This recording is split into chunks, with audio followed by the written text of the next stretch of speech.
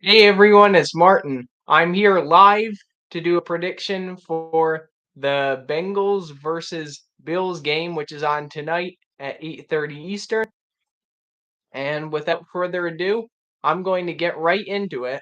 This is my first ever live stream, so thank you so much if you're watching. I really appreciate it. And go Bills! You can see I have my Bills sweatshirt on. I also have my Buffalo Bills socks on. You can't see those, but I'm very excited. And if you have any questions, you can just leave those in the chat, and I'll try to answer them as quickly as I can. I have my phone over here, which gives me the stats and the information for the Bills and for the Bengals. And I'm going to jump right into it. So, the passing leaders, obviously Josh Allen and Joe Burrow. We'll start on the Bengals side. Joe Burrow has 4,260 yards passing this year, 34 touchdowns, and 12 interceptions, whereas Josh Allen has thrown for 4,029 yards passing this year.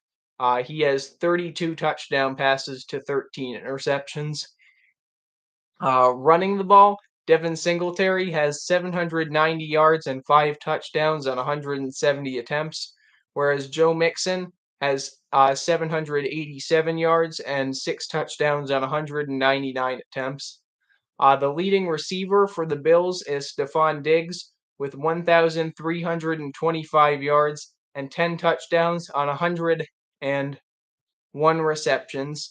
The leading receiver for the Bengals might surprise you, but you have to keep in mind that the reason it's T. Higgins who is the leading receiver is because Jamar Chase has been injured for a number of weeks this season. T. Higgins leads the Bills in receiving with 1,022 yards and 7 touchdowns on 73 receptions. The last 3 weeks, I'm doing a quarterback comparison.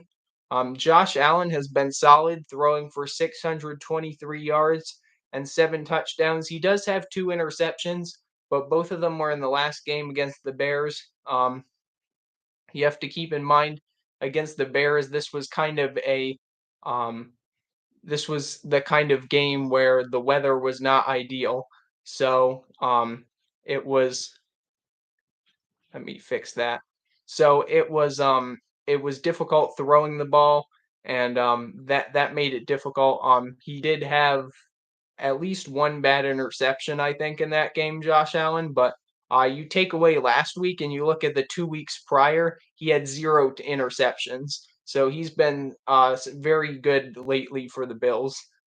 Great the previous 2 weeks, not as good, but still good last week. And then Joe Burrow has more yardage. As of late, he has 814 yards and 9 touchdowns with 4 interceptions.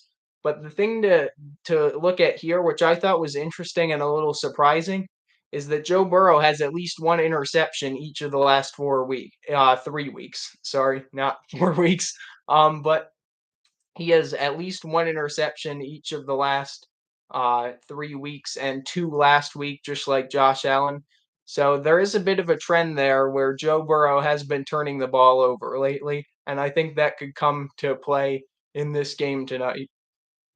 So then we get to the X factors, and the X factors are the person I picked on both teams that needs to not necessarily the person I think will be the most important player, but I think the person who has to be the most one of the if not the most important player on offense and defense. So for the Bills, the X factor is Gabe Davis. On offense. And for the Bengals, I have the offensive X factor being Joe Mixon. Now, my reasoning here, Gabe Davis is the number 2 wide receiver. I think if Stephon Diggs is covered up, he'll become the most important offensive weapon for the Bills. As for the Bengals, Joe Mixon, it is going to be very important for the Bengals to establish a run game so that they can stay balanced.